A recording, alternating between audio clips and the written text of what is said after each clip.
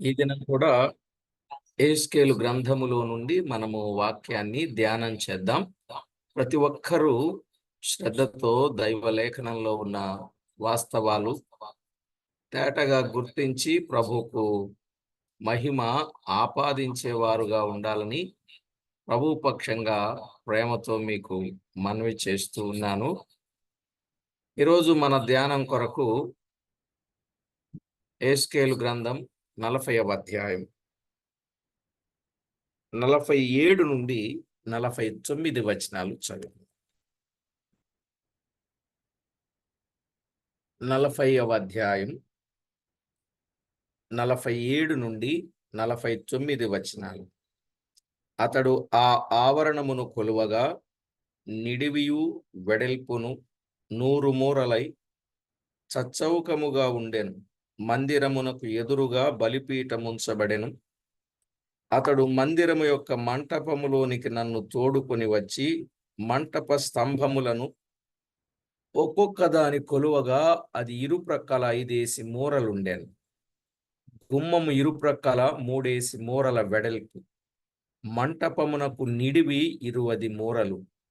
ఎక్కుటకై ఉంచబడిన మెట్ల దగ్గర దాని వెడల్పు 11 మూరలు. స్తంభముల దగ్గర ఇరుప్రక్కల ఒక్కొక్కటిగా కంభములుంచబడెను.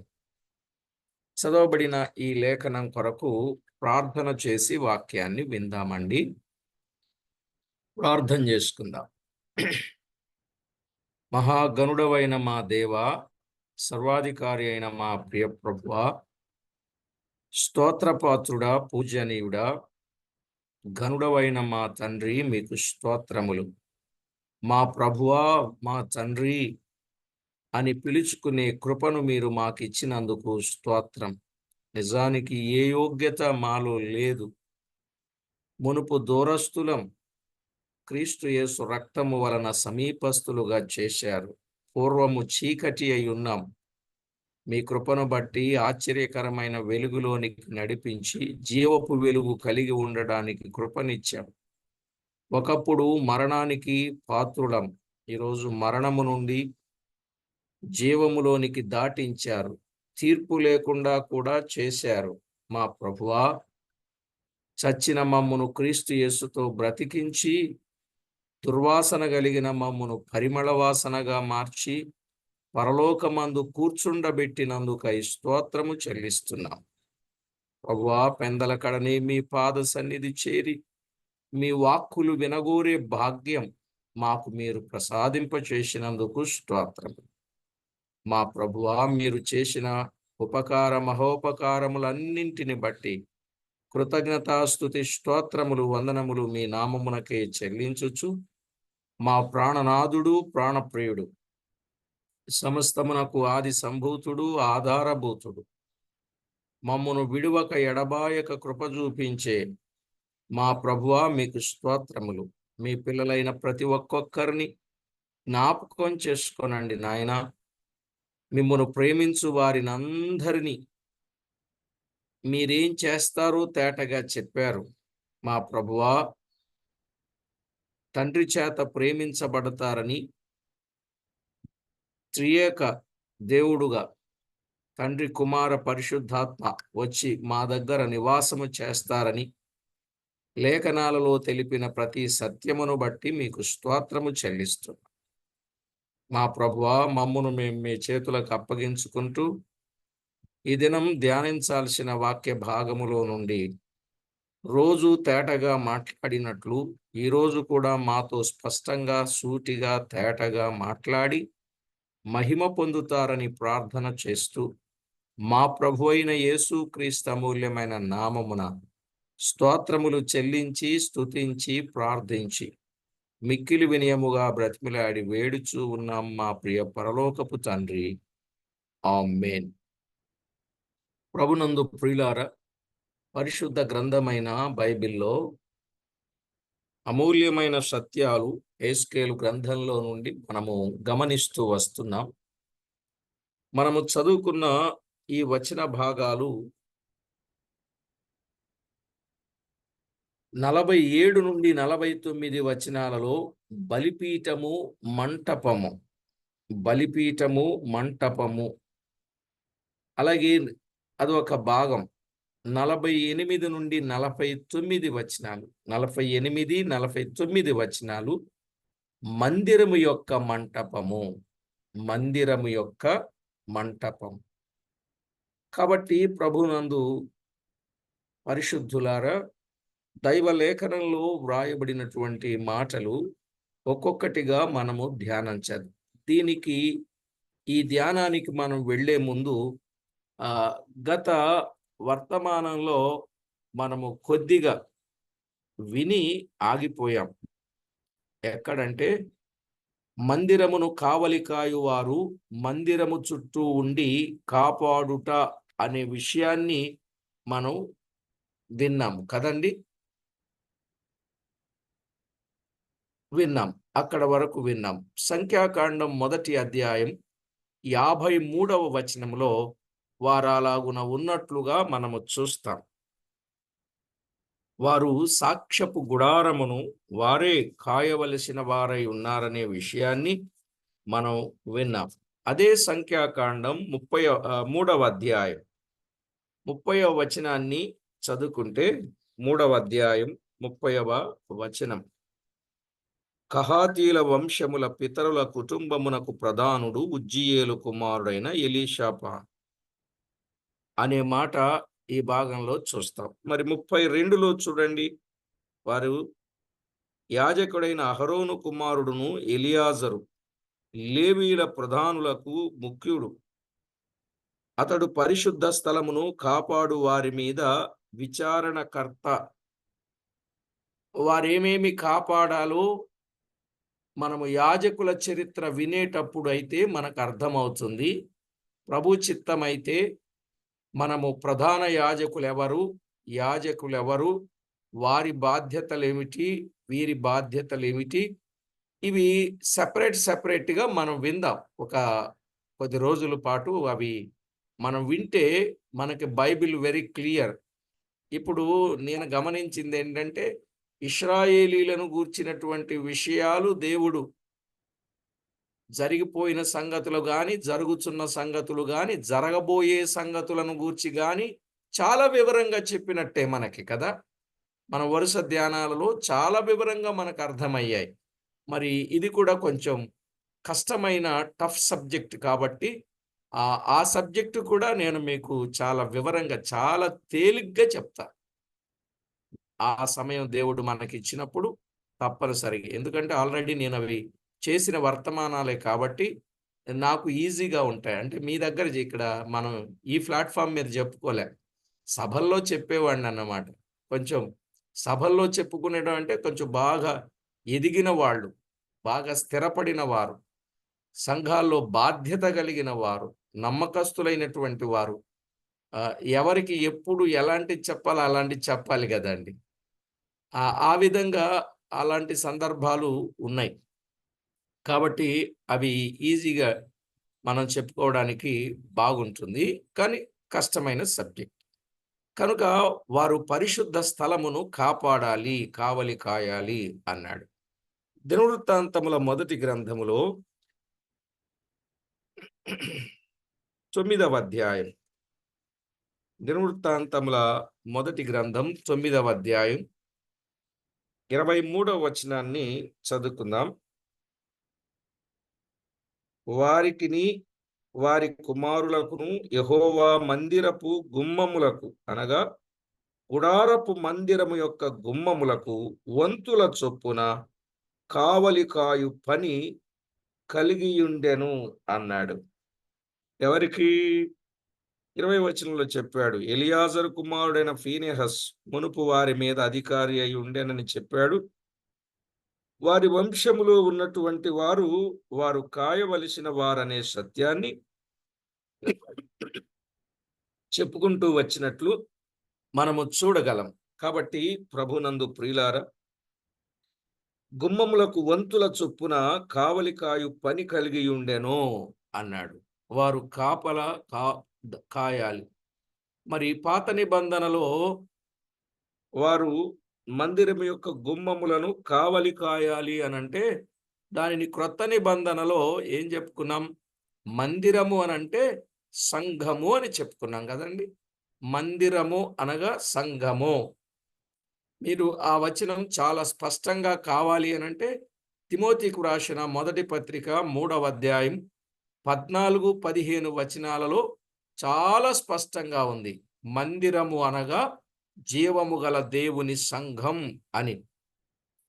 మరి ఆ సంఘమును కాసేవారెవరనుకున్నాం? సంఘ పెద్దలు, అధ్యక్షులు, కాపరులు అనబడిన వారు అనే విషయాన్ని కూడా మనం చెప్పుకున్నాం. నిజమే. ఎందుకు వారు కాపాడాలి అనంటే, వంకర మాటలు చెప్పేవారు మీలో నుండి వస్తారు. వారు గొర్రెలను ఈడ్చుకొని పోతారు కాబట్టి జాగ్రత్తగా కాయాలి అని చెప్పాడు. మిమ్మును బట్ మీ మీ మట్టుకు మిమ్మును గూర్చి, మందను గూర్చి మీ మట్టుకు మీరు జాగ్రత్త కలిగిన వారై ఉండాలని అపోస్తల కార్యాలు 20వ అధ్యాయం 28, 29 వచనాలలో బహుస్పష్టంగా చెప్పాడు.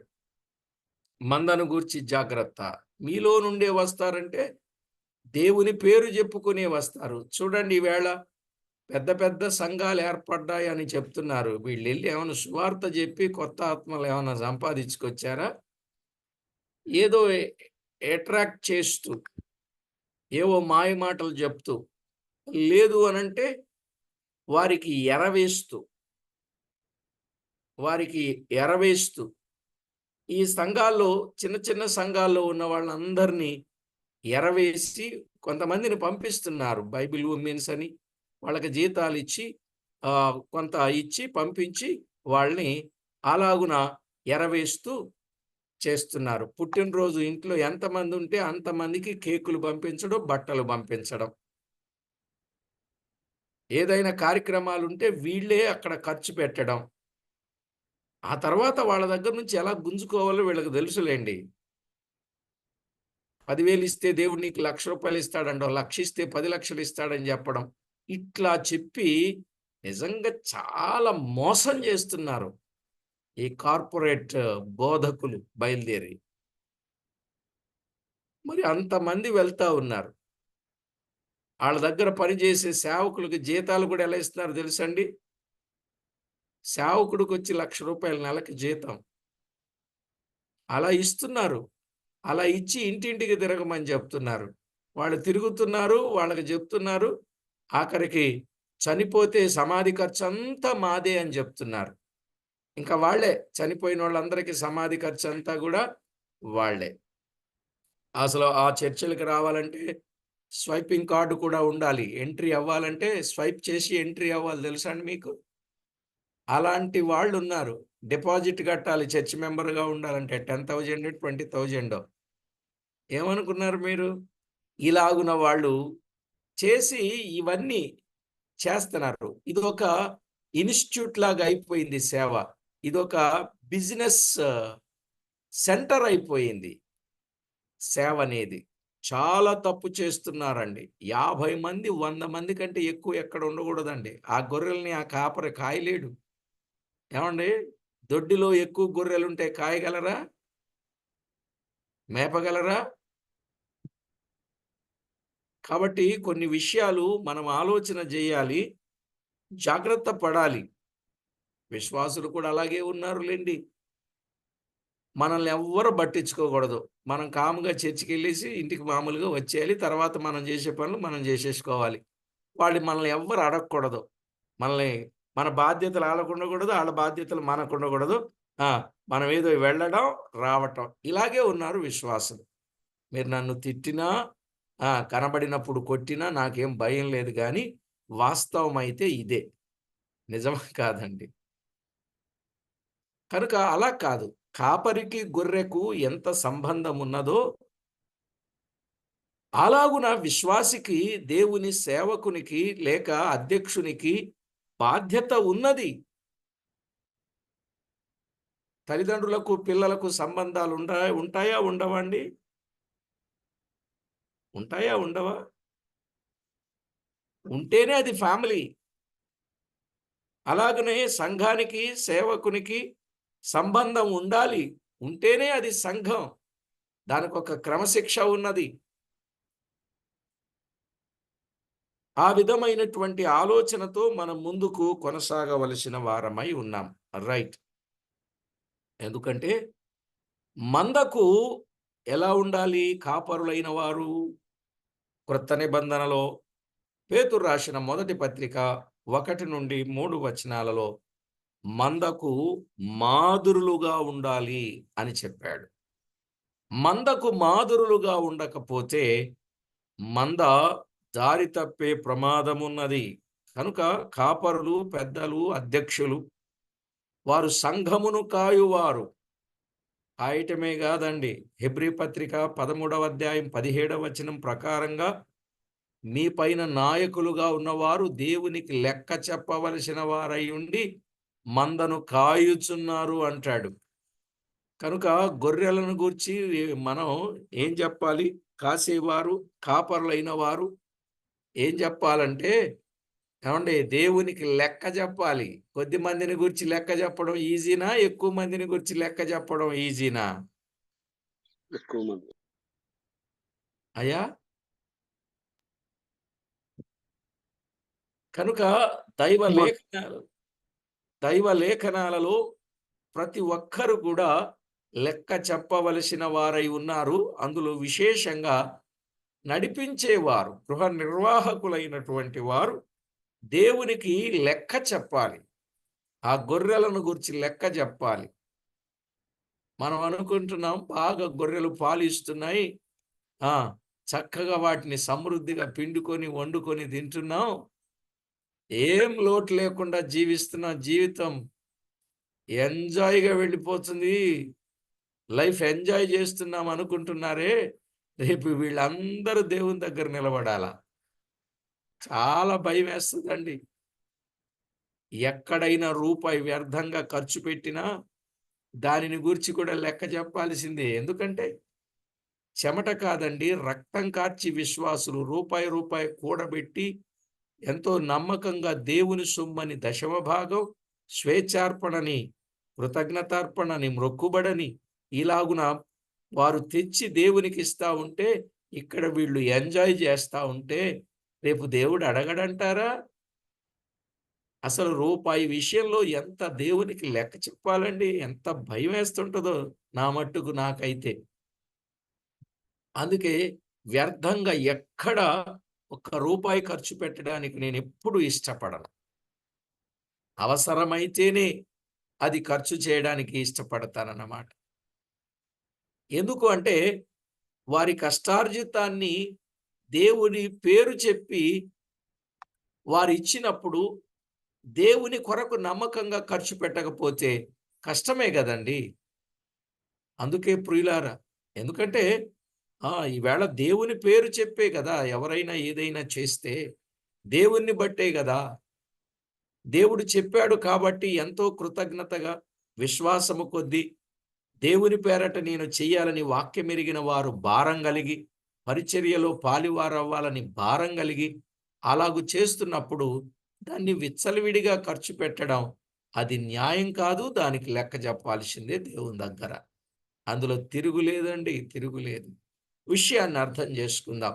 మీ పైన నాయకులుగా ఉన్నవారు దేవునికి లెక్క చెప్పాలి. అయితే ఇక్కడ కాపరులైనటువంటి వారు, అధ్యక్షులు, పెద్దలైనటువంటి వారు వారికి కొన్ని యోగ్యతలు కూడా ఉన్నాయి. ఆ యోగ్యతలు కూడా కలిగి దేవుని సేవ చేయాలి. తిమోతికి రాసిన మొదటి పత్రికలో తిమోతికి రాసిన మొదటి పత్రికలో ప్రియులారా 3-7 వచనాలలో వారి యోగ్యతలున్నాయి. పెద్దలైన వారి యోగ్యతలు. ఆ యోగ్యతలు లేకుండా కూడా వారు పరిచర్య చేయడానికి, వారు కాపరత్వానికి పనికిరారు అన్నట్టుగా చెప్పాడు కదా! ఎవడైనను అధ్యక్ష పదవిని ఆశించిన అట్టివాడు దొడ్డ పనిని అపేక్షించుచున్నాడను మాట నమ్మదగినది. దొడ్డ పని. అందుకే చెప్పాను కాపరులంటే దొడ్డ పనిని అపేక్షించు వారని. మనం 7-8 మాటలు వింటాం. అధ్యక్షుడు వగువాడు నిందారహితుడు, ఏకపత్ని పురుషుడు, మితానుభావుడు, స్వస్థబుద్ధి గలవాడు, మర్యాదస్తుడు, అతిథి ప్రియుడు, బోధింపదగినవాడు, మద్యపానియు కొట్టువాడును కాక సాత్వికుడును, జగడమాడని వాడును, ధనాపేక్ష లేని వాడును. ఇన్ని సంగతులు ఆయన కొరకు చెప్పాడు. తీతు పత్రికలో కూడా చెప్పాడు. తీతుకు రాసిన పత్రిక 1వ అధ్యాయం 5 నుండి 9 వచనాల్లో కూడా చాలా తేటగా చెప్పాడు ఈ విషయాలన్నీ చాలా అతడు యోగ్యుడు ఎప్పుడు ఈ లక్షణాలు కలిగి ఉంటే అనే విషయాన్ని చాలా తేటగా చెప్పాడు. అందుకే తిమోతికు రాసిన 2 పత్రికల్ని, తీతుకు రాసిన 1 పత్రికని, ఈ 3 పత్రికలను కలిపి కాపరి పత్రికలు అంటారు. ఈ 3 పత్రికలను కాపరి పత్రికలు అంటారు. కనుక సంఘమును కాయాలి. ఏమండి, ఈ సంగతి ఎప్పటి నుంచి చెప్తూ వస్తున్నాడు? పాత నిబంధన కాలములోనే క్రొత్త నిబంధనను గూర్చిన విషయాన్ని చెప్పాడు. వారేమో మందిరపు గదులను కావలి కాయువారుగా ఉన్నారు. క్రొత్త నిబంధనలో మందిరము అనగా సంఘమును కాయవలసిన వారై ఉన్నారు అన్నాడు. అలాగు సంఘమును కాయవలసిన వారు చక్కని ప్రతిఫలం కూడా పొందుతారు. మెస్సియా రాజ్యములో రాజైన క్రీస్తుతో పాలించువారు రాజు నీతిని బట్టి రాజ్య పరిపాలన చేస్తాడు. అధికారులు న్యాయమును బట్టి ఏలుదురు అన్నాడు కదా. యెషయా గ్రంథం 32:1-2 వచనాలలో రేపు భవిష్యత్ ఎలా ఉంటుందో చెప్పాడు. మెస్సియా రాజ్యములో రాజైన క్రీస్తులో కూడా పాలించువారు రాజు నీతిని బట్టి రాజ్య పరిపాలన చేయును. అధికారులు న్యాయమును బట్టి ఏలుదురు. రాజెవరు? రాజు క్రీస్తే. అధికారులను ప్రభు వచ్చినప్పుడు బడా నమ్మకమైన మంచి దాసుడని మెచ్చుకొనుచు ఎవరికి ఎంత అధికారం ఇచ్చెనో వారికి ఇవ్వబడిన అధికారమును బట్టి పాలన చేస్తారు. కొంతమందికి సమస్తము పైన అధికారం ఇస్తాడు, కొంతమందికి 10 పట్టణముల పైన అధికారం ఇస్తాడు, కొంతమందికి 5 పట్టణముల మీద అధికారం ఇస్తాడు. ఏమండి, ఇన్ని పట్టణాలు ఉంటాయా రేపు పరలోకంలో అనొచ్చు మీరు. పట్టణములు అంటే నివాసములు. నివాసము అంటే ప్రియులారా, ఒక ఇంటిలో ఎన్ని నివాసాలు ఉంటాయి? ఎన్ని గదులుంటాయి? అలాగే అక్కడ సమస్తాన్ని పరలోకపు పట్టణం అంటారు. ఆ పట్టణములో గదులుంటాయి. ఆ గదులలో చక్కని నివాసం అనే భావం అన్నమాట. అలంకార రూపంగా ఆ విషయాలు చెప్పడం జరిగింది. మీరు కావాలంటే వచనాలు కూడా చూడొచ్చు. చెప్పమంటారా వచనాలు? మత్తయి రాసిన సువార్త 25వ అధ్యాయం 19 నుండి 23 వచనాలు. మత్తయి రాసిన సువార్త 25వ అధ్యాయం 19 నుండి 23 వచనాలు. అలాగే లూకా రాసిన సువార్త 12వ అధ్యాయం 42 నుండి 44 వచనాలు. లూకా సువార్త 12వ అధ్యాయం 42 నుండి 44 వచనాలు. అలాగే లూకా సువార్త 19వ అధ్యాయం 17 నుండి 20 వచనాలు. 17 నుండి 20 వచనాలు. ఓ ప్రియులారా, చాలా చక్కగా సమస్తము పైన అధికారం అన్నాడు నమ్మకమైన వారికి.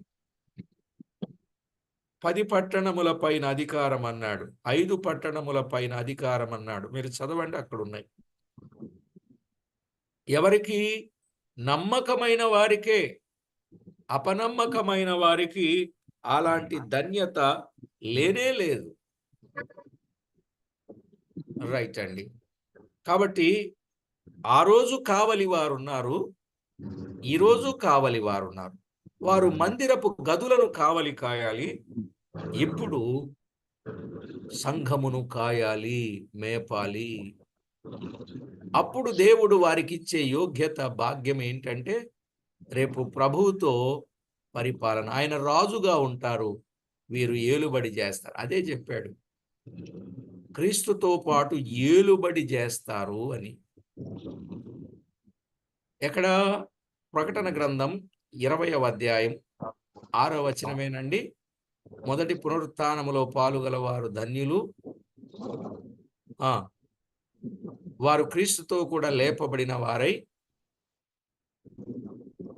యుగ యుగములు వెయ్యేండ్లు వారు క్రీస్తుకు యాజకులయ్యుందురు.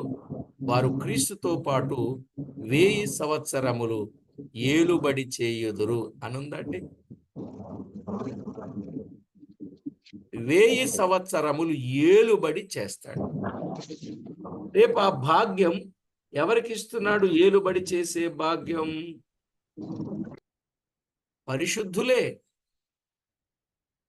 మొదటి పునరుత్థానములో పాలుగలవారే, క్రీస్తుకు యాజకులైన వారే, అంటే ఆరాధికులైన వారే, ప్రభువును సేవిస్తూ ఉన్నవారే అనే గొప్ప మాటలు వ్రాయబడ్డాయి. రేపు తీర్పు తీర్చేది కూడా ఎవరండి? పరిశుద్ధులే. కొరింథీ పత్రికలో చెప్పాడుగా. అసలు దేవుడు ఎంత గొప్ప భాగ్యాన్ని ఇవ్వబోతున్నాడో రేపు. నిజంగా ఇవన్నీ ఎరిగి ఉన్నప్పుడు ఎంత ఆనందం, సంతోషం. ఈ లోకములో ఏమున్నా ఏమి లేకపోయినా ఆ లోకములో అంతా ఇలా చెప్దామా, హవా అంతా నమ్మకస్తులదే. హవా అనకూడదు కానీ కార్యక్రమాలు జరిపించేదంతా దేవుని పిల్లలే అన్నట్టుంటుంది అన్నమాట అక్కడ. నిజంగా కొన్ని వచనాలను బట్టి నేను సింపుల్గా ఆ పదాలు ఉపయోగించాను అంతే. కాబట్టి ప్రభునందు ప్రియులారా, రేపు దేవుడి మనకిచ్చే భాగ్యం 1000 సంవత్సరాలేం కాదండి. 1000 సంవత్సరాలే కాదు. దానియేలు గ్రంథంలో అయితే చాలా వివరంగా చెప్పాడు. 7వ అధ్యాయం 18వ వచనంలో, మహోన్నతుని పరిశుద్ధులే రాజ్యమును ఏలుదురు, రాజ్యపు అధికారం వారిది, వారి యుగ యుగాంతముల వరకు రాజ్యము చేయుదురు అన్నాడు. ఎంతకాలం అండి? యుగ యుగాంతముల వరకు. అసలు యుగ యుగాంతములు ఏలుబడి చేయడం ఎంత గొప్ప సంగతి. ఈ 5 ఏండ్లు ఏలుబడి చేయడానికి ఎన్ని అబద్ధాలు, ఎన్ని మోసాలు. ఇది కావాలండి మనకి, ఇది కావాలా? విచిత్రం ఏంటంటే, విచారం ఏంటంటే, ఈవేళ సంఘాల్లో కూడా ఎలక్షన్స్ పెట్టి మార్పు లేని వాళ్ళందరిని పెద్దలుగా ఎన్నుకొని రాజకీయాలు చేస్తున్నారు చర్చిలన్నీ కదా. ఇట్లాంటి దౌర్భాగ్యం ఎక్కడా ఉండదు. అది చాలా దారుణం అన్నమాట. ఎలక్షన్ ఏంటండి సంఘంలో? సంఘాల్లో ఎలక్షన్స్ పెట్టడం ఏంటండి? అది చాలా విచారం. ఆ ఎలక్షన్లో నిలబడి రాజకీయంలో తిరుగుతాడు, అన్నిట్లో తిరుగుతాడు, ఇక్కడికి వచ్చి ఇది కావాలంటాడు. దానికోసం ఆ 5 ఏళ్ళో 3 ఏళ్ళో ఎంత కాలం ఉంటుంది వాళ్ళు అక్కడ. ఆ వార్డు, పలానా చర్చి వార్డుకి సంబంధించినోడు. దానికోసం ఎన్ని రాజకీయాలు చేస్తారు. వీళ్ళు కూడా ఇంటింటికి వెళ్ళి డబ్బులు ఇస్తూ ఉంటారండి. నిజం. మాకు రాజమండ్రిలో ఉన్నాయి కాబట్టి చెప్తున్నాను, నాకు తెలుసు కాబట్టి చెప్తున్నాను. ఎలక్షన్ ఆ చర్చి మెంబర్స్ అందరికీ ఎలక్షన్స్ ఉంటాయి. పెద్దల్ని ఎన్నుకోవాలన్నమాట. బైబిల్ ఏమో ఎలాంటి వాళ్ళు ఉండాలో బైబిల్ చెప్తుంది. ఇలాంటి వాళ్ళు ఒక్కళ్ళు కనపట్టలేదు సంఘాల్లో పెద్దలు. ఏమనుకోకండి, కొంచెం మీరు ఆయాస పడతారు నాకు తెలుసు కానీ. అవును. అసలు అలాంటి రాజకీయ నాయకుల్లాగే వీళ్ళు కూడా కొంచెం పోగేసుకోవాలి కదా. అందుకు చాలా విచారం అనిపిస్తా ఉంది. ఏంటి సంఘాలు ఇటుపోతున్నాయి? ఏమంటే అలాంటి సంఘాలకు వెళ్ళకూడదు కూడా తెలుసా మీకు? అలాంటి సంఘాలకు వెళ్ళి ఆ లొంపలో లేక ఆ కంపలో మనం పడితే మనం కూడా అదే పొజిషన్కి వచ్చేస్తాం. కనుక జాగ్రత్త పడాలి. దైవ సత్యాలు కలిగిన సంఘాలు ఉన్నాయి. వాటిని మనము జాగ్రత్తగా వెళ్ళి పాటించాలి. లేఖన సత్యాన్ని ఎరగాలి. మీరు కూడా లేఖనాలు బాగా పరిశోధన చేయండి, పరిశీలనగా చదవండి. మనం ఏదో అంటారు చూసారా, ఒక సామెత, గుడ్డెద్దు చేలో పడిపోయినట్టు వెళ్ళిపోకూడదు అని ఒక సామెత ఉందండి. తెలుసు కదా మీకు అది?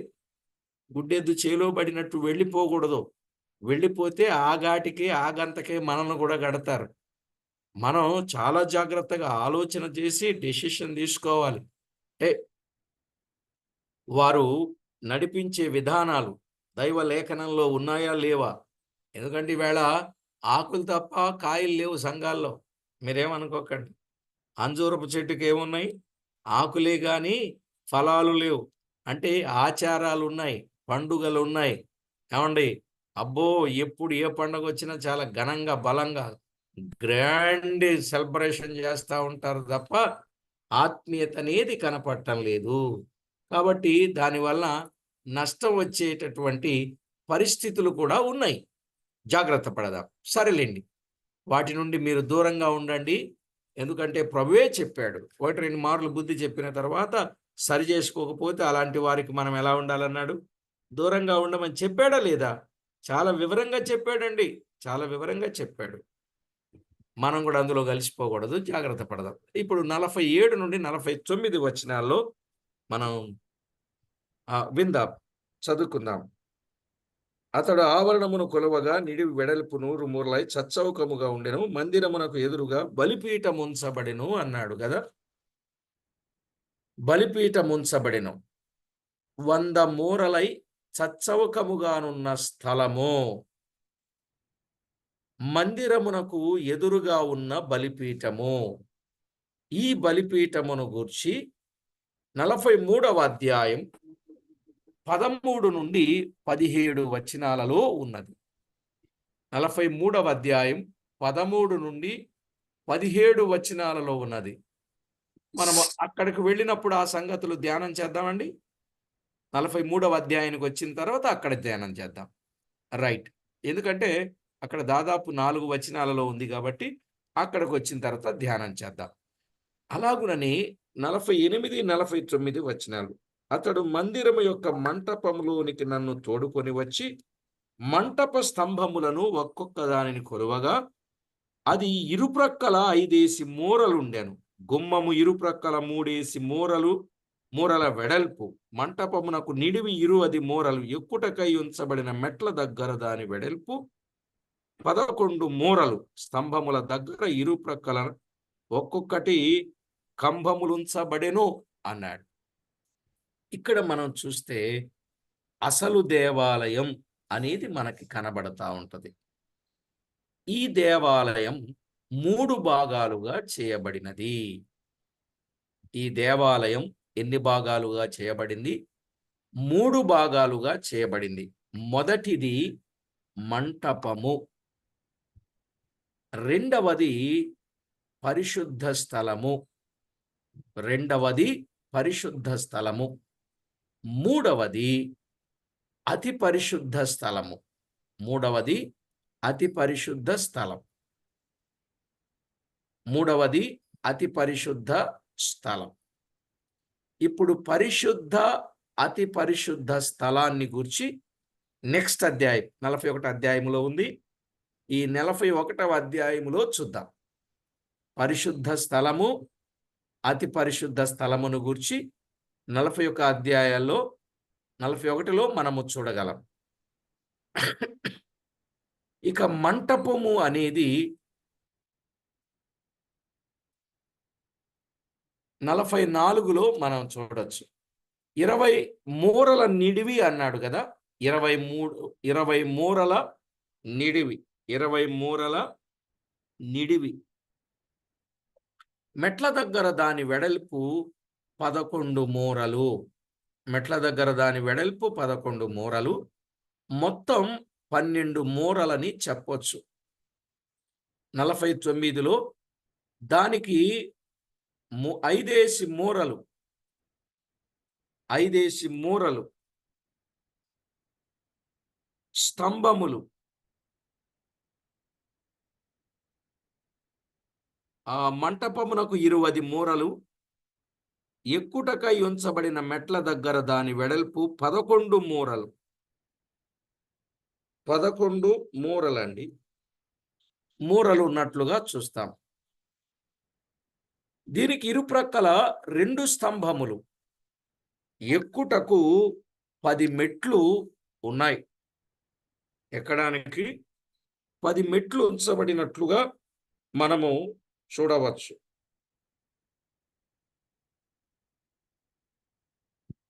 దైవ గ్రంథములో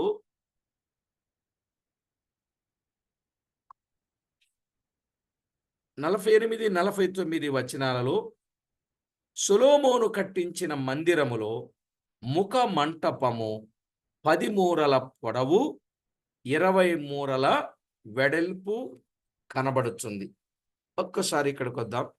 రాజుల మొదటి గ్రంథం 6వ అధ్యాయం 3వ వచనం.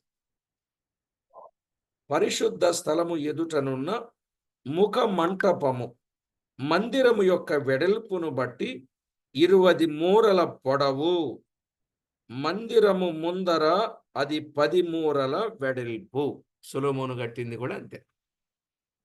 చూసారా ఈ లెక్కలు? మందిరము ముందర అది 10 మూరల వెడల్పు అని చెప్పాడు, 20 మూరల పొడవు అని చెప్పాడు. ఇక దినవృత్తాంతముల 2వ గ్రంథం 3వ అధ్యాయం 4వ వచనం. దినవృత్తాంతముల 2వ గ్రంథం 3వ అధ్యాయం 4వ వచనములో,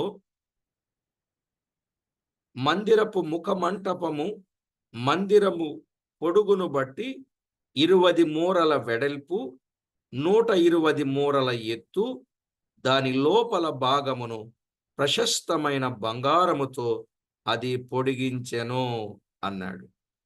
20 మూరల వెడల్పు, ప్రశస్తమైన బంగారముతో దాని అతడు పొదిగించినట్లుగా చూస్తున్నాం. ప్రియులారా, మనము దైవలేఖనములో గమనించినట్లయితే బంగారముతో ఉన్నది. బంగారము అనేది రాజరికానికి సూచన. ఆ మందిరాన్ని బంగారముతో పొదిగించినట్లుగా ఆ ముఖ మంటపం 10 మూరల పొడవు 20 మూరల వెడల్పు, అది బంగారముతో పొదిగించినట్లుగా మనము చూస్తూ ఉన్నాం. నిజమే ప్రియులారా,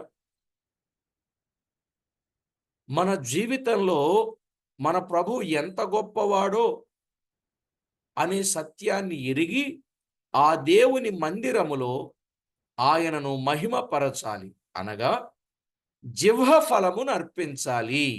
దేవుని గొప్పతనాన్ని బట్టి దేవుణ్ణి మనము స్తుతించాలి. ఇరుప్రక్కల 2 స్తంభాలు ఉన్నాయి, ఎక్కడానికి 10 మెట్లున్నాయి. ఆ 10 మెట్ల అనుభవం కూడా నేర్చుకుంటే బాగానే ఉంటుంది.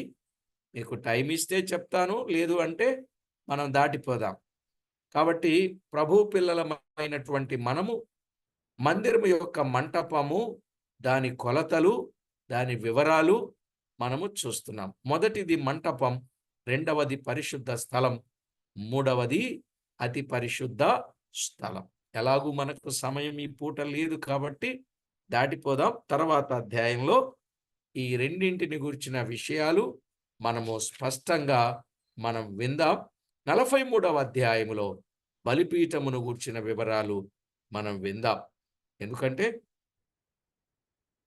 దేవాది దేవుడు చాలా చక్కని విషయాలు లేఖనాలలో వ్రాయించాడు. అది మన భక్తి జీవితానికి, కాబట్టి మనం అన్వయించుకుని దేవునికి మహిమ ఆపాదించాలి. మళ్ళా చెప్తున్నా, సొలొమోను కట్టించిన మందిరంలో ముఖ మంటపము 10 మూరల పొడవు ఉంది, 20 మూరల వెడల్పు ఉంది. దాన్ని ప్రశస్తమైన బంగారముతో ఆయన తయారు చేశాడు. అలాగునని ఈరోజు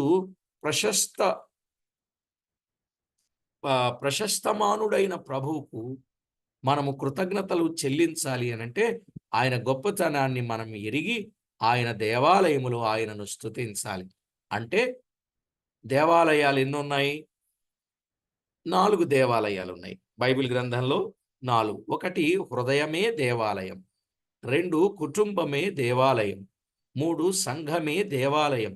ఈ దేవాలయాలు వెళ్ళే దేవాలయం పరలోకం, గొర్రెపిల్లయే దేవాలయం అని చెప్పాడు.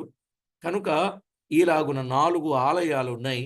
ఒక్కొక్క ఆలయాన్ని గురించి కూడా ప్రభు చిత్తమైతే మనం ఎప్పుడైనా ధ్యానం చేయొచ్చు. ఆ విధంగా మనము హృదయములో నుండి స్తుతులు, కుటుంబములో నుండి స్తుతులు, సంఘములో నుండి స్తుతులు చెల్లించాలి. ఇక అక్కడికి వెళ్ళిన తర్వాత యుగ యుగములు ఆయనను ఆరాధిస్తూనే ఉంటాం. ఎందుకంటే ఆయన ప్రశస్తమైన వాడు, ఆయన ధవళవర్ణుడు, ఆయన రత్నవర్ణుడు, ఆయన మహిమ గలవాడు, ఆయన సూర్యకాంతపు రాయిని పోలినవాడు. కదండి, ఆయన పద్మరాగమును బోలినవాడు. ప్రకటన గ్రంథంలో ఉంది. ఆయన ఆ యమునా రాయి, ఆ పట్టణం ఆ 12 ముత్యాలతో ఉన్నది కదా, ఆ 12 ముత్యాలు ఎంత విలువైనవో. కాబట్టి ప్రియులారా, రేపు అలంకార భాషలో మనం ఆలోచన చేసినప్పుడు ఆ మందిరం యొక్క సౌందర్యం ఎంత గొప్పదో, ఒక మనుషుడు కట్టిన ఇల్లే ఎంత గొప్పదో అని చెప్తారు కదా. ఎప్పటి వరకు మన ఇండియాలో తాజ్ హోటల్ను చూసి చాలా సంతోషించారు, గొప్ప ఫేమస్ అనుకున్నారు. ఈ మధ్య అలాంటిదే దాదాపు రిషికొండ మీద కట్టారు మన ఆంధ్ర వాళ్ళు. అవునా కాదా? దాన్ని కూడా 7 స్టార్ చేయాలని ఆలోచన చేస్తున్నారు ఇప్పుడు. ఎందుకంటే ఆదాయం రాబట్టాలని. అది గవర్నర్ వచ్చినప్పుడు, లేక రాష్ట్రపతి వచ్చినప్పుడు, పిఎం వచ్చినప్పుడు అది ఏర్పాటు చేయాలని మొదట్లో దాని ఆలోచన. కానీ ఇప్పుడు అది మారింది. చాలా అందంగా ఉందట. ఒక రేట్ చెప్తా ఉంటే నేను మతిపోతా ఉంది. చిన్న బాత్రూమే 40 లక్షలు పెట్టి కట్టారట. ఇక చెప్పండి ఎంత అందంగా ఉంటుందో ఇక అది. ఇలా ఉందని చెప్పి వాళ్ళు చెప్తా ఉన్నారు. సరే, ఇంత అందమైన కట్టడాలను చూసి మనం ఇక్కడ సంతోషిస్తామే, కానీ ఇవన్నీ ఎందుకు పనికిరావు? ఎందుకంటే ఆయన కట్టింది అక్షయమైనది, నిర్మలమైనది, అది వారనిది. అలాంటి శ్రేష్టమైన దేశానికి దేవుని పిల్లలు ఏమీ లేని వాళ్ళం అక్కడికి వెళ్తే ఎంత గొప్ప భాగ్యం అండి. నిజంగా ఇక్కడ ఏమున్నా ఏమి లేకపోయినా అక్కడున్న ఆ దేశం, ఆ రాజ్యం, ఆ ప్రభు ఉండే స్థలం, ఆయన ఇచ్చే నివాసం మనోహరమైన స్థలం. అందుకే దానికి ఒక పేరు భలే ఉంటుంది, మనోహరమైన స్థలం అట కదా. ఆ స్థలములో ఆనందించే గొప్ప భాగ్యం దేవుడు మనకిచ్చాడండి. నిజంగా ఏమి ఉన్నా ఏమి లేకపోయినా మనకు కలిగిన వాటితో తృప్తి పొంది ప్రభువుని ఎప్పుడు స్తుతించాలి. ఆయన బంగారం, ఆయన బంగారం, ఆయనే బంగారం, ప్రశస్తమైన బంగారం, మేలిమి బంగారం మన ప్రభు. ఆయన్నే మహిమపరచు. ప్రార్థన చేసుకుందాం. పరిశుద్ధుడవైన మా తండ్రి, మీకు స్తోత్రము చెల్లిస్తున్నాను. మీ దివ్య లేఖనాలలో వ్రాయించిన గొప్ప లేఖన సత్యాలు, యాజకులు, కావలి కాయువారు, ద్వారపాలకులు, మా ప్రభువా, కాపాడువారు, ఇలాగున ఎన్నో పేర్లతో కొన్ని సంగతులు మేము విన్నాం. పాత నిబంధనలు, క్రొత్త నిబంధనలు. మా ప్రభువా, మీ వాక్యపు సత్యాలను మేము తేటగా ఎరిగిన వారమై, నీవెంత ప్రశస్తమైన వాడవో మేమెరిగి, మీకు దినదినము కృతజ్ఞతార్పణలు అర్పించే వారిగా మమ్మను సిద్ధపరిచి మహిమ పొందండి. అందుకే ఆ రోజుల్లో జ్ఞానులు ప్రేరేపడగలిగిన వారై, వారు బంగారము కూడా తెచ్చి ఇచ్చారంటే మీరెంత గొప్పవాడో వారిలో బోధపడిన సంగతిని బట్టి మీకు స్తోత్రములు. మా ప్రభువా, మా దేవా, మేము కృతజ్ఞతాపూర్వకంగా మా అర్పణలు, మా విజ్ఞాపనలు, మా స్తుతి స్తోత్రములు, మా ఆరాధనలు మీకు మేము సమర్పించినప్పుడు వాటిని ఇంపైన ధూపం వలె ఆగ్రాణించి మమ్మను ఆశీర్వదించుచూ ఉన్నందుకు కృతజ్ఞతలు చెల్లిస్తూ, ఈ కూడికలో పాలు పంపులు పొందిన ప్రతి బిడ్డను పేరు పేరున జ్ఞాపకం చేసుకొని వారిని, వారి కుటుంబాలను ఆశీర్వాదకరంగా చేసి మీకు మహిమకరంగా జీవించగలుగునట్లు లేఖనాల వెలుగులో వారు ప్రవర్తించడానికి సిద్ధపరచండి. మా ప్రభువా, ఎవరి కొరకైనా మేము మాట్లాడుకున్నా అది విమర్శగా కాదు గాని సరిచేయబడాలని, చక్కజేయబడాలని, మీకు మహిమకరంగా ప్రతివారు ఉండాలని, మీరు చెప్పిన సత్యాలను అనుసరించాలని మాత్రమే ప్రస్తావిస్తుండగా అది ప్రతివారు అర్థం చేసుకొని అనాలోచనగా వాటిని వినక ఆత్మీయతను తీసుకుని ఆధ్యాత్మికంగా స్థిరపడగలిగి రేపు మీ గుడారములో అతిథులుగా ఉండగలుగునట్లు సిద్ధపరచమని కోరుచు. మా ప్రభు అయిన దేవా, రేపు మీ రాజ్యములో మీరిచ్చే అధికారమును అందుకొని చక్కని ఏలుబడి చేసేవారిగా సిద్ధం చేయమని ప్రార్థిస్తూ మా ప్రభు అయిన యేసు క్రీస్తు అమూల్యమైన నామమున స్తోత్రము చెల్లించి ప్రార్థించి వినయులమై వేడుచూ ఉన్నాం మా పరమ తండ్రి. ఆమేన్. ఆమేన్. ప్రభునందు ప్రియులారా,